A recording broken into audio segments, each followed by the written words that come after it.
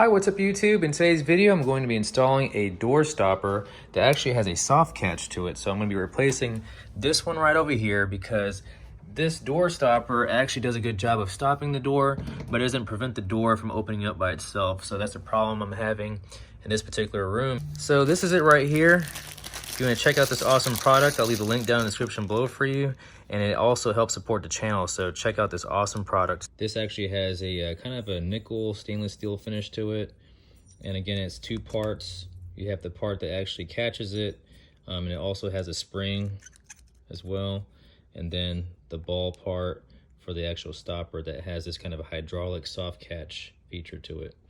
So inside you have the screws, and then to assemble it, you want to first unscrew this piece right here, and then this is actually going to go onto the door or the baseboard, whichever you prefer. Now we're going to unscrew this piece so I can mount this onto the baseboard.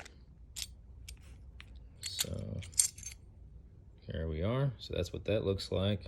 I'm going to stick this through here like this, mount this onto the baseboard, and after everything is done, it should look something like this.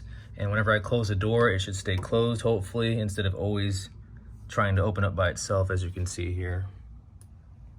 So these are the tools I'm going to be using today. I'm going to be using this impact drill and this Phillips attachment, along with this little drill bit here. And this is actually a 1/16. I like to drill into stuff a little bit to kind of open up the hole so that I don't cause any cracking or anything like that. I know there's some people that actually install this on campers and stuff. This is inside the home, so I'm not worried about any kind of water seeping into anywhere. But if I were to install this on a camper door, I definitely recommend sealing the screw holes and everything with some kind of sealant or caulking. All right, so I could actually mount this onto the wall, but I think it'd be better to have a hard, more durable surface to mount this thing to. And so what I use is some tape. You don't have to do this, but I thought it'd be easier to try to mount it and get it aligned properly. So I use some tape here, and I'm going to trace with this pen. Once I get it aligned properly where I want it at, I'm just going to take this piece, the catch, have it attached on there so I can get an idea of where I want this thing to be at.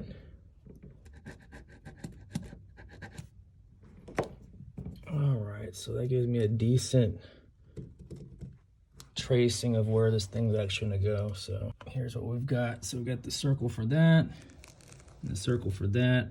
And what this is gonna allow me to do is I'm gonna be able to drill the holes in here and mark everything off without damaging the, without writing on the baseboard or on here.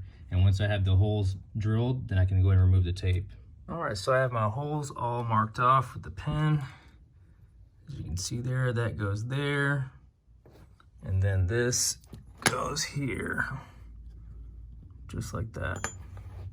All right, time to drill my holes.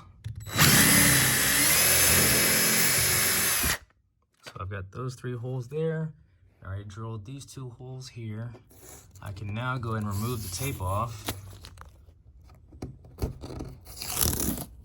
All right, so I have everything screwed in. I have this one screwed in and this one here. So all I have to do now is just screw this piece right here into here and screw this little piece in the middle onto that, and we're good to go. All right, I didn't screw them all the way down yet because I just want to show you how it works.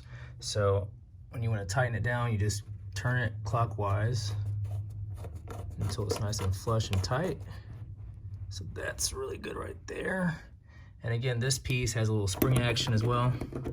And then this one, I didn't screw it in all the way yet, but you just screw this in clockwise as well. You see there's a little gap in there. And then once I tighten it down all the way, it closes that gap. So that is nice and tight. Show you this side and the top. And again, it has that soft catch. So it comes back out. It also has a little O-ring around here that bumps into this. It works as like a little bumper. Before this door was trying to open it by itself. I'll show you like right here. Kept on trying to open it by itself and almost open up halfway. I can never keep the door completely closed. And so now, whenever I close it, it grabs it. So that's fixed.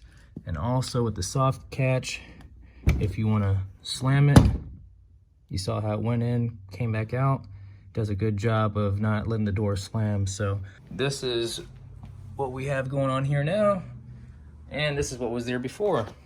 So before, this would actually keep the door from slamming, but it wouldn't keep the door open.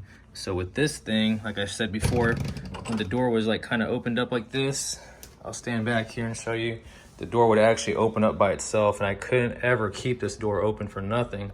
I have to usually put like a shoe or something there to keep it open. But now when I open the door up, the door will stay open. Well, that's it for today's video. I hope you enjoyed this quick little video on this door stopper that has this really nice soft catch feature to it. Again, if you want to check out this awesome product, just check out the links I provide down in the description below. Definitely supports the channel, like I said before. But please be sure to like, comment, subscribe, and share this video. And as always, thank you all for watching.